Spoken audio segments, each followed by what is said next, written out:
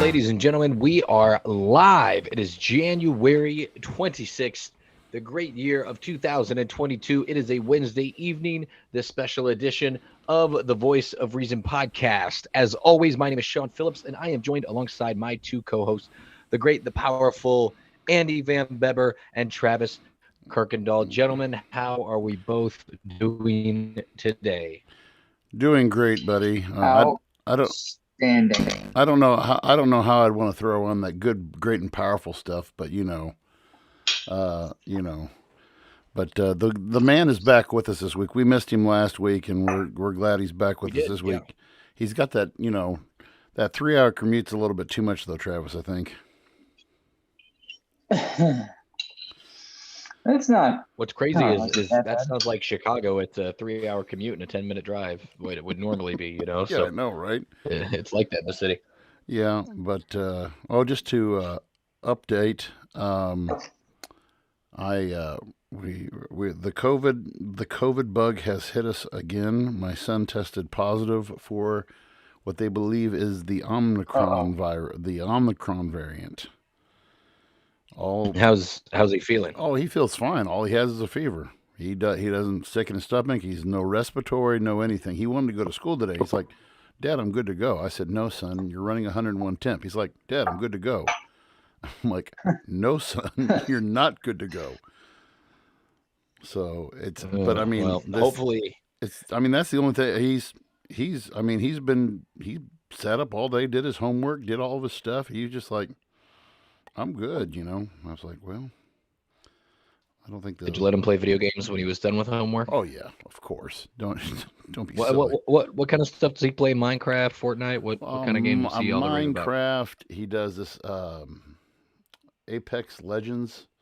This game is, he's getting he's actually competing now, which of course, he whips me at everything, so it doesn't matter. But I still own the sports games, but he owns all the Call of Duty, the all that crap. He is the man with that stuff. I can't. When it takes two opposable thumbs, forget it. I'm no much better than the apes. So, you know, That is impressive. I mean, the fact that your son's still productive with 101 fever, yeah. that's Well, he's a champ. He's he a champ. yeah. You know, I'm pretty I'm pretty impressed myself. But he's like, oh well, and then but I mean, it's going around our school is it's going around our school, and it's really it's pretty. I mean, but here's the weird thing: it's taking out more of the little kids than it is the high schoolers, and that's I mean, Hmm. that's what's strange to me. So Yeah, I know one of my schools today. I actually went there, was supposed to do a lunch visit, and it wasn't until I got to the school that they informed me, hey, we're not doing outside visitors for the foreseeable future. So it looks like a lot of schools are starting to kind of get yeah, shut down and yes, change things and do things. So, we had buckle up. here we It go. is it Yep. is not a ride we're getting off anytime soon, but thankfully I spoke with my dad recently. It sounds like he just got his booster, so I'm assuming my mom hopefully just did the same thing as well. So for them, they're boosted. They're hopefully doing well, and will stay well, especially since both of them are in jobs and where Yeah, where yeah. they're interacting with a lot of people and different spaces. So It was Man, I real. got mine Go ahead, Travis. Saturday. I You're got my you're booster shot Saturday. and It how'd you kicked feel afterwards? my ass. oh I woke up. So I got it done that morning at Bowling Green Walmart of all places. Um, and then, yes, well, here's sir. the thing. So if you didn't know this, COVID's treated a little bit differently out here in Chicago than it is in Bowling Green, Missouri. Yeah, it's a popular So trying to thing. get like a next day appointment for a COVID shot is impossible here or like any of the surrounding areas, like even like the suburbs. Really. But of course, Bowling Green Walmart, I mean, you can just show up and people aren't necessarily lining up to get the shot there. So I got my shot that morning and I went to bed at like, I don't know, 9 or 10. I woke up at 12 and I was shivering so bad from a fever. Wow. And it woke her up and she had to put a wet rag on me and everything. I mean, Wow. I haven't had a fever that bad in a long What did time. so what was your fever? We didn't even do the temperature, but I mean, I was to the point I was When you're damn doing, near hallucinating. I was gonna say when you're doing the cold sweats, you're in the 102, 103 range. So Oh, it was, that's I bad. haven't, like I said, it was, we almost went to uh, ER or something like that. It was Wow. bad, but I mean, woke up the next morning with it by around, I don't know, by noon next day, I was fine. But man, that was a ride. Yeah, and it's kind of funny with Bryson. So Janine's had it twice, and the second time she and I both had it, and they tested.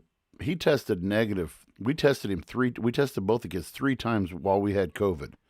Never got it. I mean, Bryson was on the couch with me playing video games. I mean, he was as close as me to my screen, and nothing. And now, I mean, we think that he got. I don't know if he got it from. I don't know if he got it from a from school or where he got it from. I have no idea where he got it from. So, but Well, aren't anyway, they saying Omicron's more transmissible? It's yes, just not as right, right, not as hard. yeah. And I I guess that makes sense then. well, and a lot of the universities, I don't know. I heard so. I'm assuming Sean, you probably know more about this than I do. I guess Mizzou is back in full force, is what I heard. Columbia College is going back. I think next, or it may have been this Monday. And we had Sean Yates on here, and he's, by the way, Sean Yates is ready to come back on. But Sean Yates, he goes to Wash U, and he said Wash U is requiring everybody to get a test before they even come back, before he leaves, and before he takes up permanent residence back on campus again. He's got to go through the whole gambit of test and all that other stuff. So Yeah, as far as the schools in this area, like colleges, I'm not 100% sure. My Columbia College classes are online, so I don't get any updates about COVID or anything like that. But who knows? Who knows? Anywhere we're living in the world, it could say, "Hey, you have a virtual class. Make sure you guys put your mask on and socially distance while you're sitting at your house." So right, right, you never know. You never know. right. But no, But I'd have to look. I couldn't tell you. Like, there's a couple universities around here, like in Jeff City and in Fulton, and I don't know what yeah, any of their regs are. Again, with it being Jeff City, in comparison to like St. Louis, like when I go to St. Louis, everywhere I go, stores, even in like Chesterfield, I mask up, wear a mask, right, all that stuff. right. But I know a couple places that I've been to in St. Louis that require a vaccine card. I think that is to the discretion of This the of the business place, owner. right, right. So those aren't necessarily required, but I do know that like Blues games, you either have to provide a business card or before you go in, if you're unvaxxed, you have to do a rapid test there Wow. At the at the site. facilities. Oh my Yeah, gosh. Wow. yeah. So each place is doing things differently, and I know that like some places kind of wiggle the rules. Like I know that it sounds like the Super Bowl will be in LA, even Yeah. though Well, by having it in LA, it kind of supersedes what they have put into place. But I think that they have kind of adjusted how they want to do things, so that way they will have the Super Bowl in LA, even though it kind of doesn't go with well, the law and regulation that's out there. I tell you what. So watching these football, well, I guess they didn't. The Rams didn't play. The Rams played. Where did the Rams? Did they play? Where they played Raymond it? James They played at Raymond outside in James. Yeah. Tampa. So they played at Raymond James. And every playoff game that I saw this last weekend, I mean, it looked like everyone was, standing room only, packed to capacity. And they actually brought that comment up on I think it was the CBS broadcast, that they actually brought that point up, is that, for the Rams home game, the next Rams home game, the NFC Championship, they are limiting tickets to Los Angeles citizens only. I don't know if I misheard that, or have you heard that? No, so originally, whenever the tickets were released, yeah, they were. Was it would ping your IP and see, and they were limiting tickets to people within the greater Los Angeles area. And then I here's the I have not looked enough to see if like that regulation was for like, we're going to try to keep COVID out of our city or keep it in our city Yeah, amongst our own citizens, yeah.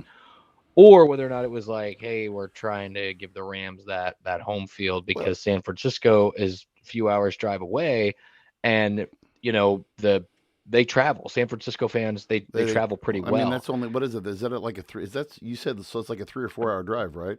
Yeah, it's just on the coast. Right. So, but I know like the last Rams home game that they had against San Francisco, it was a pretty good split of 49ers fans and Rams fans. So I think it was like 2 days, or it was like the day 2 days after they had announced that, Ticketmaster removed that and formally apologized and Well, when I saw, whatnot. So yeah, now it's no longer that way, but it okay, was. Yeah, okay. absolutely Well, was. when I saw that, I was like, can they do that? Because somebody, I saw that on, I saw it on my Twitter feed, and I heard it on CBS last week. And they said that I was like, Mhm. there's no, they can't pull that off. I don't see how that's I know the NFL wouldn't want to do that. So Well, it's California. They kind of do their own thing out there. right. But what a great weekend for football. I'm sorry, Sean. I'm so sorry. Your special teams let you down again. But what, I mean, I tell you what, the NFL got all these games right as far as who they matched up against people against. I don't like I, even though I do not like this overtime rule within football. Is I don't know where you guys are at on this rule, but what's the official rule is what? So it basically comes down to who's lucky on the flip of the coin. The It used to be the NFL overtime rules used to be that whoever scored first won. So games would come down to, you drive 40 yards and kick a field goal, and that'd be the game. They changed it to the whoever gets the ball first. If they score a touchdown first, game is over. Whoever the first to score a touchdown is. Now, if the team is to get the ball first and go and score a field goal, the other team has to at least score a field goal in order to keep the game going. But if a team gets the ball and they score a touchdown on the first drive, game's over. So I saw you. I saw your face of frustration there, Sean. Would you like to input your um? I don't really need to look. My dislike of, not even going to go into the details about the team, has stemmed from years, Oh yeah, years and years and years and years of you and I've been going at this for years, so disgust I understand. of the local fans and how they treat individuals. Oh, it's terrible. Yeah. Um, the organization, the collusion amongst the owner Yep. to get rid of the Rams out of St. Yep. Louis, amongst his billionaire buddies. Regardless, I don't care for the organization. Yep. But if we put all that aside, if we put it all aside, I could not believe, and I won't even ramble about this for too long, but for those that didn't watch the Bills Chiefs final 13 Oh seconds my of gosh. the regular game, here's if you're not a football fan, let me just break it down. To put it into perspective, the Chiefs had 13 seconds to get the ball about 50, 60 Yeah. yards to put themselves in position to score a field goal. Now, I want you to just try to imagine this, right? You would think that in order to prevent, with 13 seconds left, to stop some people from getting downfield Mm-hmm. 50, 60 yards, you would want to press. You would want to probably play midfield to prevent them from getting that chunk. No, They're doing the for Hail whatever Mary. reason, the Bills' defensive coordinator and head coach decided, screw it. Even though even though on the previous drive that the Chiefs had the football, Tyreek Hill scored a 74-yard touchdown off of a slant. Off of a slant in the middle of the field. So then, and so here's what again, I don't want to deep dive because I'll just make myself mad, and it legitimately ruined my weekend. Ruined my weekend. Oh man, I wanted to text you so bad. But if you take the fastest player in the NFL, in Tyreek Hill, and you have 13 seconds. First off, the first mistake was the Bills kicked the ball through the end zone when they gave their kickoff. Why not squib kick that? Why not? Well, here's my thing. Why would you not? Who do you trust more? Your defense to stop Travis Kelce and Tyreek Hill, or your special teams to stop their kick returner? Yeah. They put their faith in the wrong group. Right. And then not only that, they gave their group the wrong tools. They dropped them back. So here was my argument was, look, if you're going to give them 13 seconds, they have all 3 timeouts. Who gives a flying fuck if they throw the ball to the outside?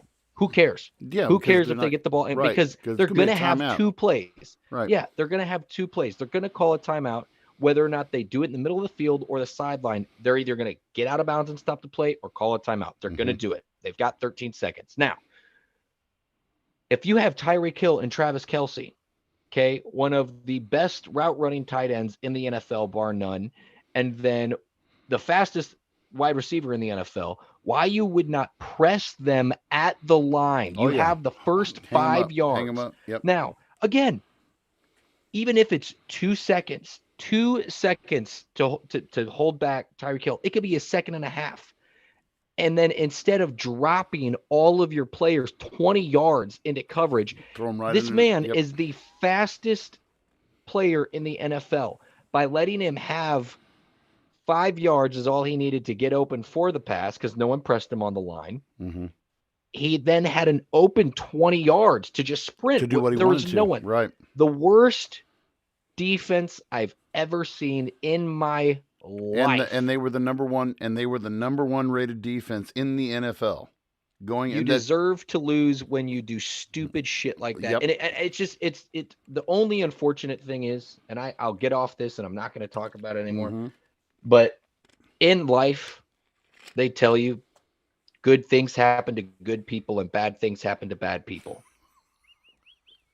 Yes. In the case of Frank Clark, Tyreek Hill, all those guys, Eric Bethany, all of these sexual abusers, they're domestic abusers, continue to have continued success. It's unfortunate. It's unfortunate. That's all I got. That's all I got to say. And I'm off the soapbox. I hate them with every ounce of my being. I know you do. I know. And I will say this though, aside from that game, I have enjoyed.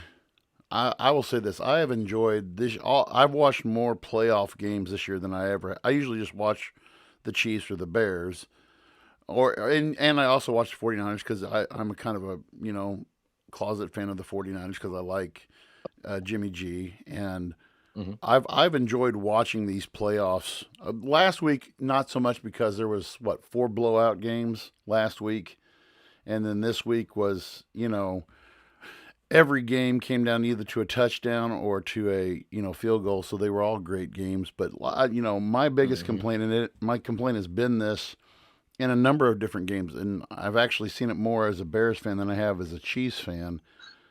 Not when overtime comes down to the luck of a flip of a coin, and I wish the NFL would get with a program like college football does. Give it to them on the 20. And say, okay, or whatever. Is it on the 20 or 50? I don't even know where it's at. But it's like you either get the first down or you get the touchdown. If you don't, you're screwed. We keep on going until it's literally sudden death. It's sudden death is what it is, and you get an opportunity. If you don't capitalize and the other team does, they win. But if you score and the other team scores, cool. Let's run that shit back again. And that is how it should be. There should not be ties in the NFL. No, I hate that too. This isn't soccer. Yeah. But anyway. I'll tell you what. Let's get on the train because this past week was, holy cow. Aside from sports and everything, was quite the interesting week We're seeing a lot of activity across the globe. That's kind of heating things up. Things are getting interesting, and are ironically, I will say this. When we do get into this topic about, although I like Travis, like we were speaking about earlier, I do think that the our president misunderstood or wasn't comprehending exactly what the Fox correspondent said to him for that, got that response Surprised. from Biden. But what was funny to me was the amount of people that I saw on Facebook and Twitter going like, "Oh, what a disrespectful president, hot mic, oh my gosh, this is," and I'm like, did you forget? Did you forget who we had for 4 years and the kind of stuff that he would shoot off the cuff? And people were like, "Oh, I like listening to him talk because he talks like I would talk, just off the cuff and Yeah. swearing and doing." And it was just like, oh my god. Oh, I but gotta go off of that. What you just said about people being yeah, angry about him doing that. So, for those who don't know, there's this satire news page called the Babylon Babylon Bee. B. Mm-hmm. I probably said it wrong, but No, that's right. That's right. Going off of that, they had one article named saying Biden approval rating up after being mean to journalists like real president. Yeah. So There you go. made me think of that. what's funny is I'm on their Instagram page right now, No, and it was a weird. their last post Yeah. is so funny. Boy told he can't have ice cream until he eats all of his McDonald's. Oh, the Babylon B is a good Yeah, one. no, I they like have great them. stuff, and I'm sure you guys saw the Kyle Rittenhouse one with Ukraine. Oh, Yes. That was, They put out, I yeah. laughed Ukraine so invites hard at Kyle that. Rittenhouse to guard their border. guard their Saturday Could night, you do us a Saturday Night solid Live ran and with come that. guard our border? Bring your AR-15. LOL. Thanks. Oh my Oh, gosh, you gotta that love was, satire, oh man. man, yeah. Great stuff. But no, that was a weird. Because actually my wife's the one who sent me that. Like, look at what Biden did. I think the journalist's question was, do you consider the rise of inflation to be a political liability? And I think what he was, and you guys, if you interpret this different, let me know. I think what the journalist was asking, like, do you think that this was, or he said it was a political party liability, something of that works, basically as saying, like, do you think that the rise of inflation is a failure on the government? Let me play. I don't know if you guys won't be able to hear, but the folks at home, let me just Or play the this people clip that- just real quick here. Let me play this. That's a great asset. More inflation. What a stupid son of a bitch. Yeah, So right. so there you go. I mean,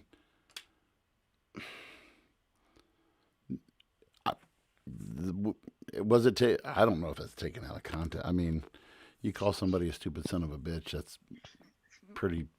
Do you think he realized that the mic was still on? No, I mean, the press conference was over. They were walking out. but that stuff happens all the time. I mean,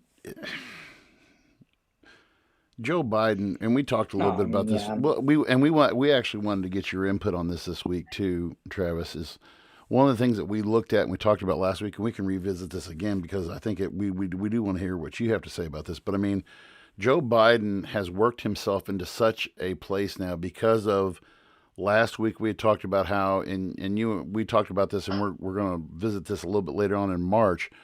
But the Fed's talking about raising interest rates. Inflation is up the highest rates in 40 years. The whole Ukraine situation, the whole thing about how, COVID is basically, I mean, where do you place Biden and the Democrats at right now? If you're a Biden advisor, or what are you saying to the president, or what is your thoughts about if this is the guy you're working for?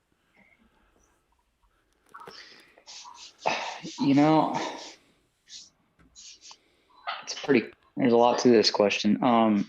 For starters, I would say, no matter what political party is in office or like who has the majority, they're going to get the blame for any of the issues going on. Naturally so. But, I mean, there's just a lot of stuff that's going on the past year, especially especially since he's taken office too. My God.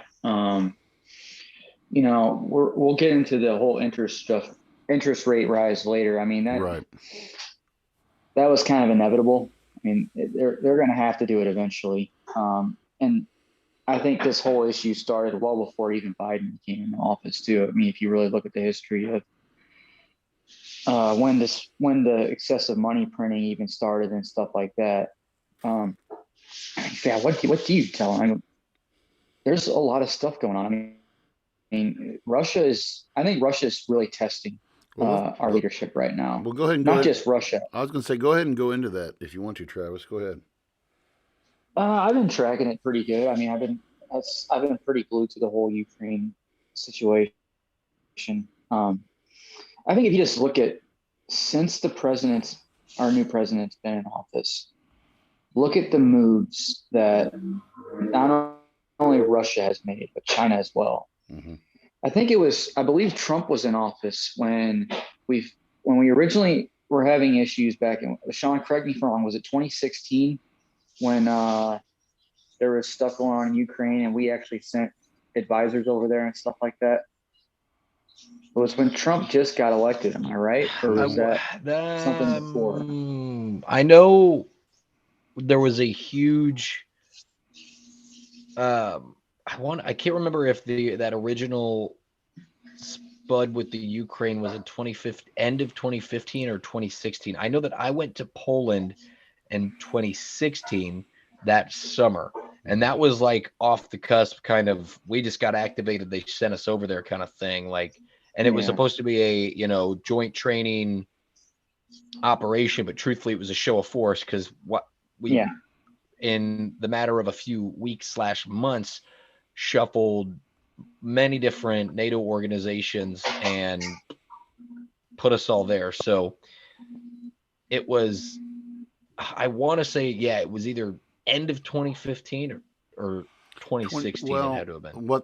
So I bookmarked a page about the whole history of this thing, and what I'm reading here is saying in 24 you have these pro-Russian separatists in Ukraine. It's called the Donetsk and Luhansk regions, which I'm assuming is eastern regions. Yeah, they're declaring their independence from Kyiv, which is the capital of the Ukraine, and they brokered a deal in 2015 with the help of France and Germany, and like you guys have said, since then there's been these ceasefire, what do you want to call them, violations. And so this is maybe we should say what is Russia's big pull? What do you guys see as Russia's big pull for I have an answer, but I want to hear what you guys say. What do you think why is the big draw for the Ukraine? What is at stake here? Thank you. I don't know if so I don't know what natural resources or anything like that Ukraine has, but I'm not aware. Wasn't part of it? Didn't the Ukraine used to be part of the Soviet Union? Yes. So when the Soviet Union fell, yes, it was. Right. And I'm seeing Go ahead, Travis. What I'm seeing is something very, very similar to happen in the mid to late 1930s with Germany and the countries next to it. What was the first country? Was it Austria or Yugoslavia that they said that was originally German land? That was the Rhineland. Yes. The Rhineland, correct. Mm-hmm. And then the Rhineland, and then the Sudetenland. And it was this, and then they said, all right, that's it. It's just this. And I said, no, now we're going to take this place because that's ours too. And people know the story. And to me, this is eerily familiar. Mm-hmm. And I would question that this is, quite frankly, the Soviet Union again under new management. Just a different face and different name and everything. And I think people should, if you're not paying attention to this situation, you should. And if you don't know history, you should learn about it. when a country is threatening to go ahead. I don't No, I want to was ramble here, no, but no, no, no. You're on the right track. I mean, because a lot of this has been, you bring up there's a lot of, and I'm bringing up a map here so the folks who are watching live can kind of get a view of what we're talking about here. With Ukraine, so the Ukraine is at the southern end of what I call the block that the Soviet Union lost. Okay, so the Soviet Union originally, so what you had was Estonia, Latvia, Lithuania, Belarus, the Ukraine, Georgia, Armenia, Kazakhstan, Uzbekistan, and I know I'm forgetting another one in there. There's another it was one. that whole region of all the smaller Right. countries. Yeah. And so Russia, even though Russia itself, and if people don't know what Russia takes up, if you look at Russia on the map, they take up 12 time zones. Okay, you could stick the United States in there almost three, and you could stick the continental United States inside Russia almost 3.5 times. It's Okay, massive. just to give you the massive amount. And so when you look at Ukraine, and I'm trying to find a good map here, but here we go. When you look at Ukraine on this map, and you say, okay, so what's the draw? Why do they want this? Ukraine is sitting on coal and oil. Okay, now Russia, before all this went down, Russia has a pipeline that goes through the Ukraine. Okay, but they believe that their rights. I mean, you are right, Travis, when you say it. I mean, it's deja vu all over again. To quote, I forget what baseball player that was, but to say that it's a problem, that it's going to be a problem, yeah. And people need to understand that the Russians have, in the last week, went from having 90,000 troops there, and I listened to a news brief on Tuesday that said they have 120,000 troops there now. And to listen to Vladimir Putin, he goes on record as saying, we have no intent of invading Ukraine. Okay, then what the heck? Why do you have 120,000 troops parked there? And they say this is just annual. We've been doing these war games and blah blah blah. But why are you parked right there on the eastern border? I mean, how would we take it?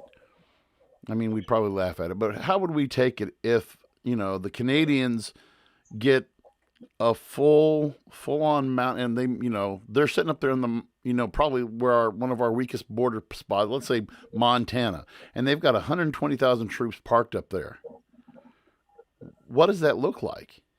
I mean, you don't have to be the head There would checkout. be concerns. Right. You don't have to be the head checkout clerk at Walmart to figure out that that's a full on threat. Well, yeah, and I mean it's not just the bodies that they have there. I mean they have put surface to air missiles in Belarus. Yep. They have moved their naval ships towards Ukrainian shores in like the Black Sea. I'm pretty sure. Yes. So and NATO has and the who was it? They said the British were moving battleships into that area as well. Battleship. I think it was the so. British. I've got it in the article, but there is what I know. Several of our other NATO allies are moving resources in that direction, and I know part of it is that they're beefing up security in like Romania and Poland and all those other Eastern European nations like that. Yeah. Well, and so I saw Finland today. I saw they were Finland's armed forces has just stepped up training big time in response to what's going on, preparing for this. And Russia, I don't know if it was today or yesterday, I saw an article saying they just did like a show of force exercise showing like their firepower with their artillery and stuff like that, like right there on the border too. So it's inevitable. It's a ticking time bomb is what it is. Well, so what's Putin's play going to be? Because when you look at this, I've had kids I have kids who who are genuinely concerned, and they say, okay, is this going to be something that we're going to get drafted? I was like, well, first of all, we haven't had drafts since Vietnam. I said it's not going to be something like that, but people are genuinely, my kids are seeing this, and we talk about the news all the time, and they're, is this going to be nuclear war? Is this going to be? And I'm telling kids this, and I'm not to be cocky or anything. I said, but this was my childhood all the time. During the Cold War, this was my childhood all the time because we were always right there, and they call it brinkmanship. Brinkmanship is having it right there at the edge to see which guy blinks first. And for me in my childhood, the brinkmanship occurred over the city of Berlin. It was always about Berlin. Ronald Reagan was right there in front of that wall. Mr. Gorbachev, tear down this wall. It was, and Berlin was always going to be the breaking point. And now we're seeing, and Putin's an old KGB throwback. Yep. So this guy does have the balls to do this. He has. I do not look at him lightly. I think he has the balls to do this. I think he does too. And here's what scares me is I think when Russia does it, not if, when Russia does this, I don't think they're going to be met with adversity other than Ukraine. I think I don't see the West stepping up. I see sanctions and maybe like show of force, but I don't see any like direct military action from the West. I don't see it. I don't have that faith and confidence in the West right now. I would like to because I haven't seen a strong enough response that's going to really kick this in the butt. I have not. In my opinion, based off the articles I've read, what I've been seeing, I haven't seen our president, for one, really make a strong stance on this. Like I saw something about, we're going to have 8,500 troops on standby. They're not going to Ukraine, one, and two, 8,500 troops is your response to 120,000. No. And that's just a low estimate of troops that are about to invade an entire country.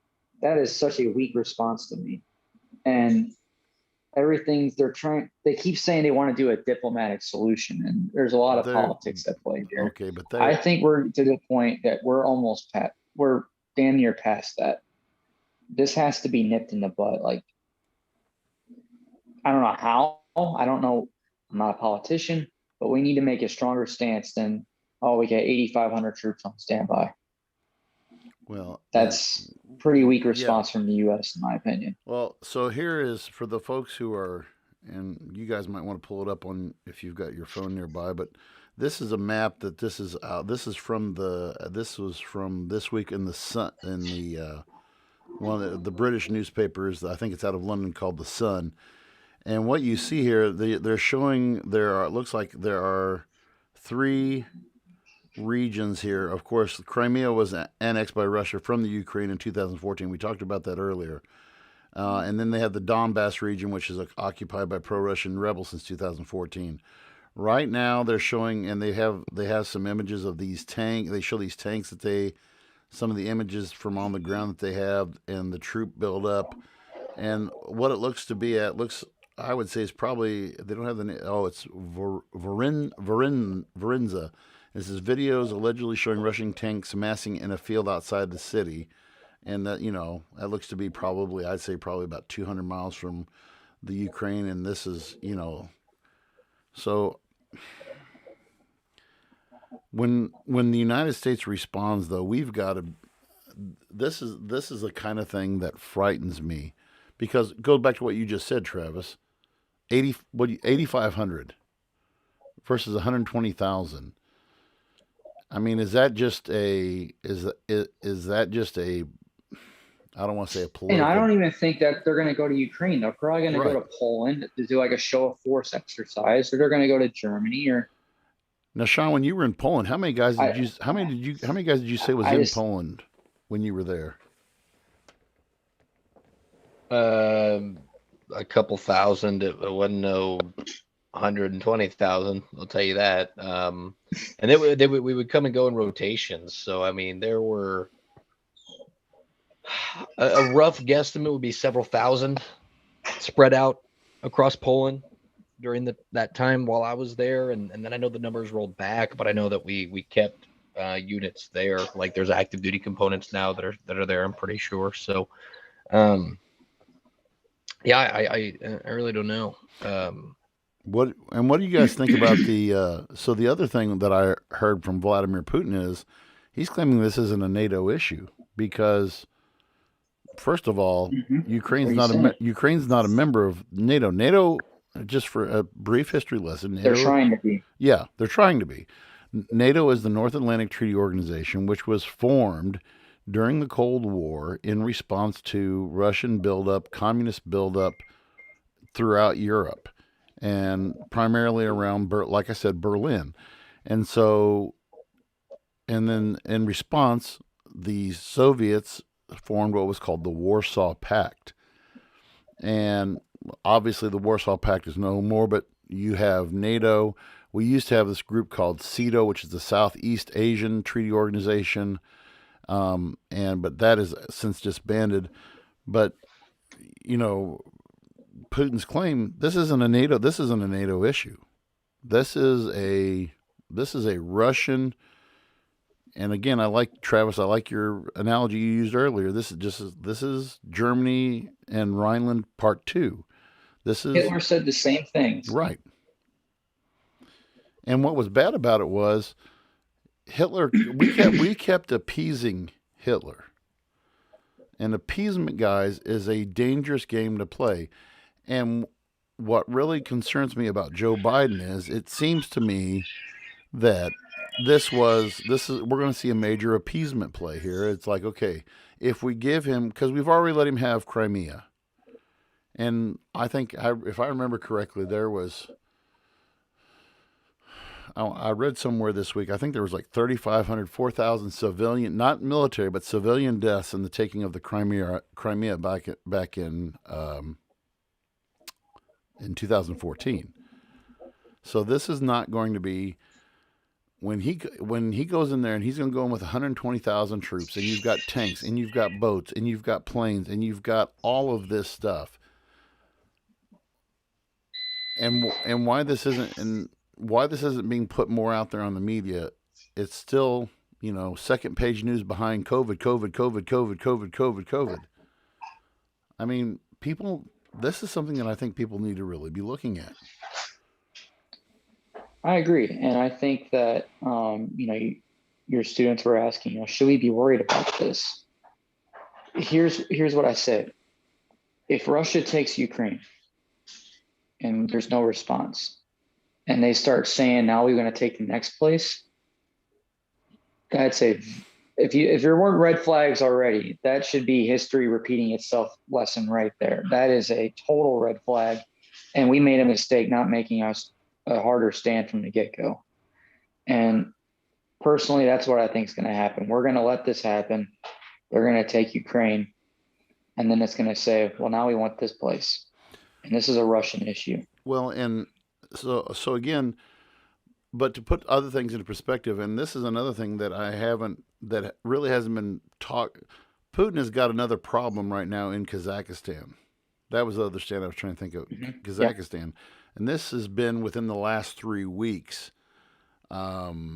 They've had deadly protest and stuff going on down there, and troops from Russia, let me say it this way, from a Russian-led military alliance deployed there to help contain the unrest. So Putin is already making power plays down in Kazakhstan, which, again, was an independent republic of the former Soviet Union. So he's sending a force down there to help with, that's just, to me, that's just kind of putting your foot in the door. And he's looking, he looks in these border regions. He's looking in this Donbass region, which is in southeast Ukraine, and he's looking at this and he's saying, well, these guys want to be a part of us. So we should just go in and take the whole thing. Now, the Donbass region would be something like saying, and if we were to compare it to the United States, it would be saying, okay, the southeast United States wants to be part of Cuba. Well, you know, Cuba gets to invade. I mean, it's that kind of mentality, you know. But to get back to the other thing, though, too, and I was looking for this in my notes that I had here, and I found that the other issue revolves around the energy supply. So you were asking about this earlier, Travis. The Ukraine views what's called the Nord Stream 2 pipeline that connects Russian gas supplies directly to Germany. That goes through the Ukraine. So we gave, because of our frayed relationship with Germany, and this goes back to the Trump era. I can't think of the prime minister of Germany right now. Her name's escaping me. I can't think of her name either, but I know you're talking But about. oh God, that's gonna kill me now. But Trump and her didn't get along, and Joe Biden has allowed kind of the free pass, you know, to Olaf Scholz. yes, okay, and so to let this happen, they're saying okay, and a lot of analysts are being concerned about this because they're saying okay, so now you're going to make Europeans more dependent upon Russian gas, okay. And to me, if I'm an outsider and I'm looking at this, it almost looks like Russia's trying to buy friends. You know, hey, we've got this pipeline running through the Ukraine. You don't want that to be. I mean, they're going to levy this as a weapon against the NATO forces. Oh, 100%. And there's been so the Trump administration had put sanctions against the company behind Nord Stream 2. Okay. And so then in May of, I think it was May of last year, the Biden administrations waived those sanctions. Okay. Which gave the green light. Hey, here's your, we're going to let you do whatever. We don't have. And like I said, they wanted to rebuild relationships with Germany, let this happen. And then in November, the U.S. imposed new sanctions on this Nord Stream 2 pipeline. And, there's some U.S. senators right now, mainly Republicans, who are saying we need to tighten down even more on this guy. Because if we allow him to have this leverage with this pipeline, some of the European nations may start, to scratch their head and say, okay, are we really going to benefit from this? And I think that this is the main reason why it's not going more, balls to the wall, moving troops and being sterner talk.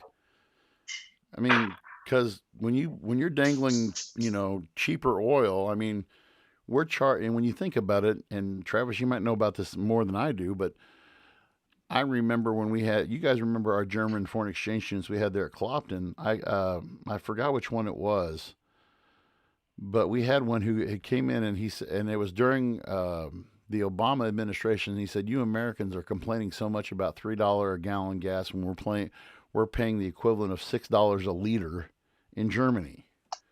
Yeah, I remember that. Who was that? I can't remember that kid's name, but It was Nicholas, it right? Moritz or Nicholas? Yeah, it was Nicholas, I think. And he's like, he's like, you Americans are. And I remember it was in government class because he said, "You Americans are so petty because you guys are complaining about $3 and we're paying $6 a liter for the gas that you're supplying to us." And so now the Russians have this. I'm sure that they could probably deliver it a lot cheaper than we can to them, And they probably will. and they will. And I don't know. For me, I'm a big fan of history. That's why I'm trying to get a bachelor's degree in history. And just seeing all this stuff going on, it is so reminiscent of World War II. Like the stuff going on in Europe and the stuff going on in Asia right now too. That's not even getting discussed. So it's for someone like me, I pay close attention to this stuff, and it's I think more people need to as well.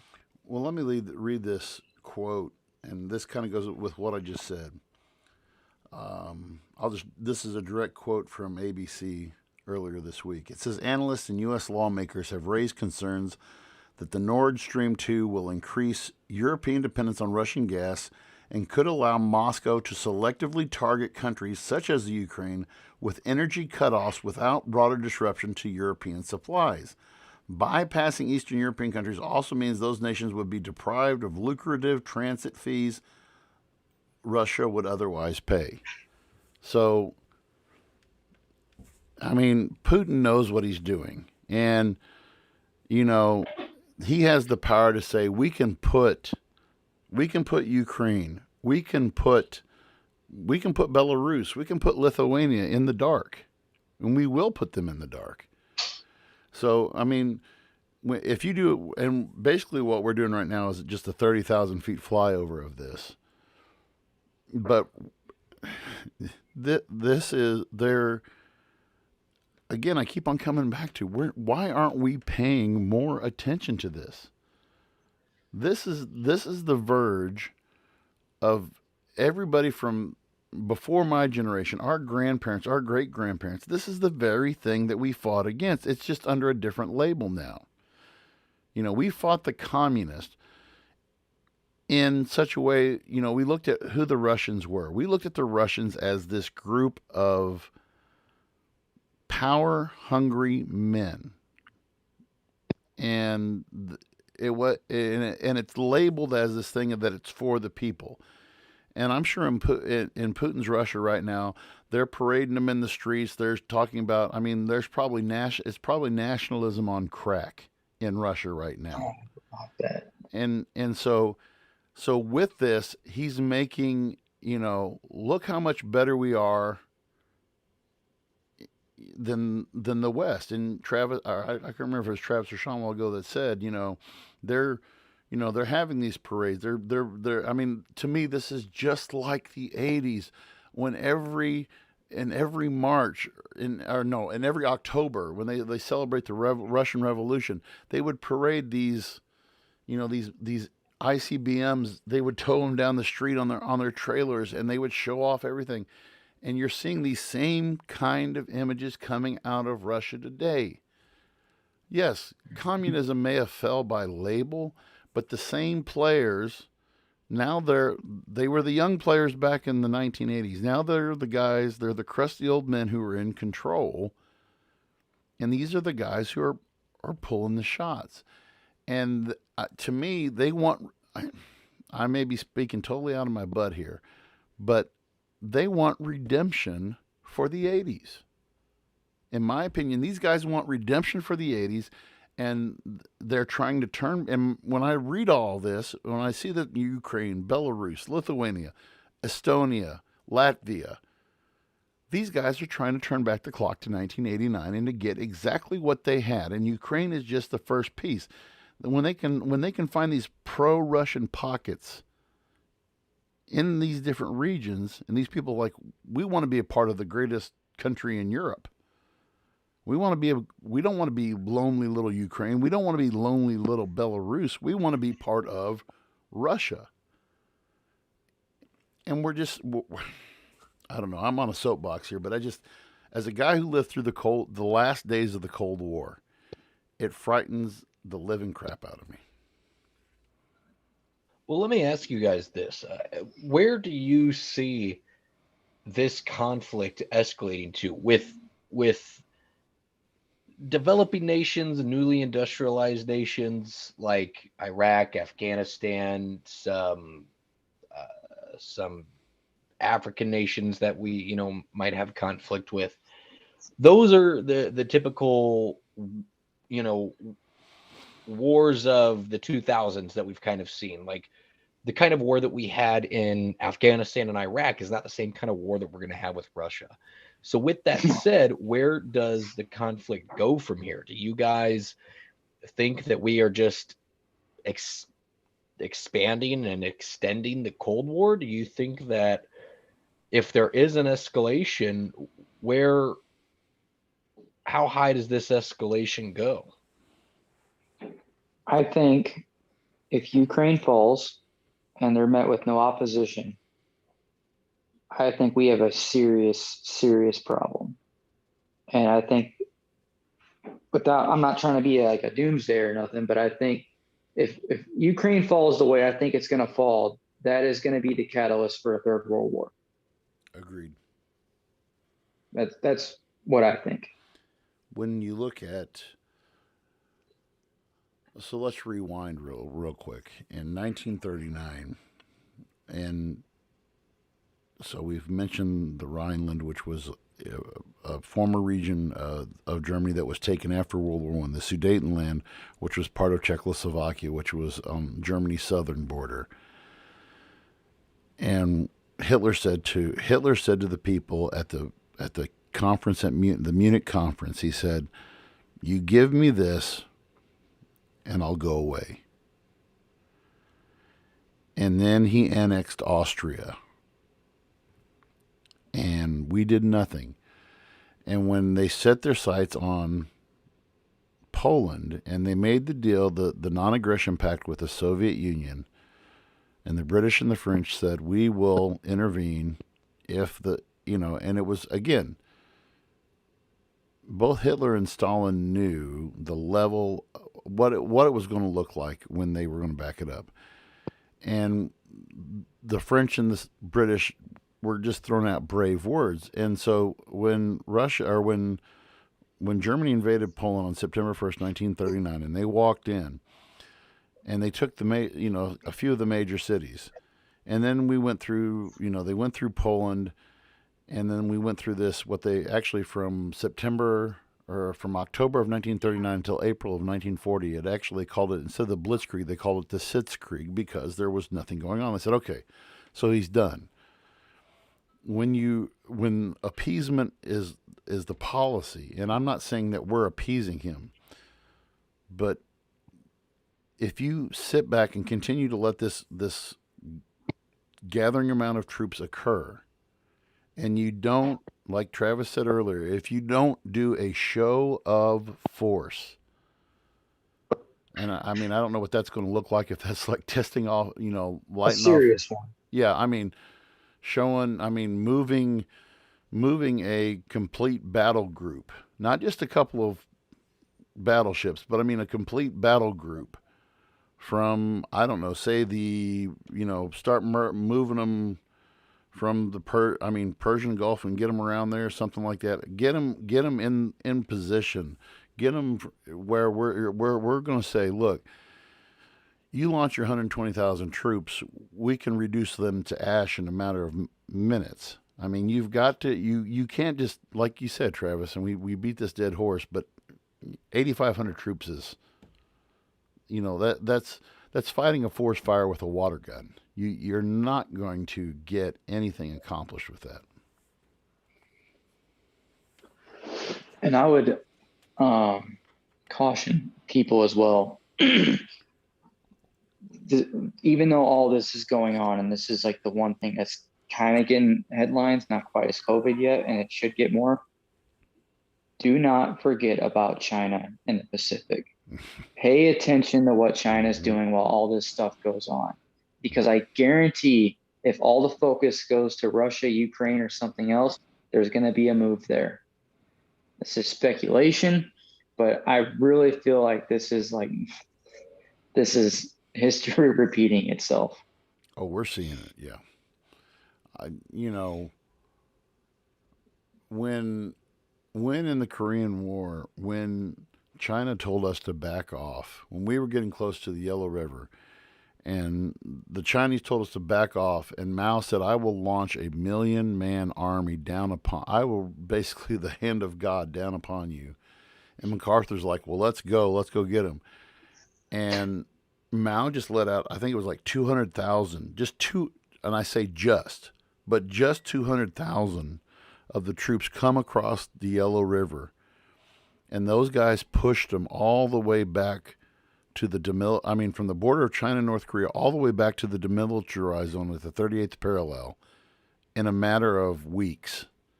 Imagine what they can do now. And I'm sure that I bet you they've probably got I would venture to say that China probably has more than 1,000,000-man army now. Oh, yeah. And I guarantee that. you weigh all of this in, and I'm sure that China's watching this patiently. And like you said, Travis, I didn't even think about that. I mean, this is, to me, this is, we've seen situations like this before. We saw it in World War II when, World War II was what they called the Balkan powder keg. Everything was just right there. You know, you had, and we're seeing the same things again. Imperialism. Russia wants their territory back. We're seeing nationalism, which is, this is China too with Taiwan. right. And China, exactly. China with Taiwan. And we're seeing this growth of nationalism. We're going to, and militarism. We're seeing the buildup of these military forces. And all it's going to take is just one little spark. And who knows where it's going to come at. And I told my kids the other day, I said, it's not a matter of if, it's just a matter of when. Unfortunately, yes, it's going to be a snowball effect. Yep. Okay, I'm depressed enough now. Let's move on. Let's end it on a good note. I know a fellow Army National Guard recruiter for all you patriots out there. His name's Sean Phillips. Sean, you want to give him your spiel? Pass the ASVAB and don't be fat. That's all I got to say. That's all I need. That's it, folks. Literally. Good night. Look, see, here you go. No, I am no longer right here. Let me. I will say, for, not even like a recruiting spiel, but I can say it based off of how I interact with teenagers every single day. And I've got a lot of respect for a lot of the teenagers that I do see. I do think that there's a bad rap that a lot of, teenagers get, and you see teenagers on the daily. I can say there has been a cultural shift in how teenagers today do things, even when I was a teenager not that long ago. I don't necessarily always think it's a bad thing. I'm not like one of those, my generation is better than your generation thing. However, it does mean that because there is a generational shift, and a very rapid one at that, I have very rapid generational shift, it does scare me for the future of the United States military and all assets and facets of not just the capabilities of a soldier, the responsibilities of a soldier, of a Marine, of a sailor, but the technology that we have readily available to us, the manufacturing abilities that we readily have available to us, the firepower that we would readily have available to us. When we have certain ideologies take over our office, the first people to take a big blunt of the negative effects of that is our military. Shrinking the military, making it more difficult for people to enlist, making it more difficult for people to serve, even if it is just part-time for their community, especially now, is dangerous. It's extremely dangerous. But unfortunately, due to some policies, due to some rule changes, they are making it more difficult for people to serve in our nation.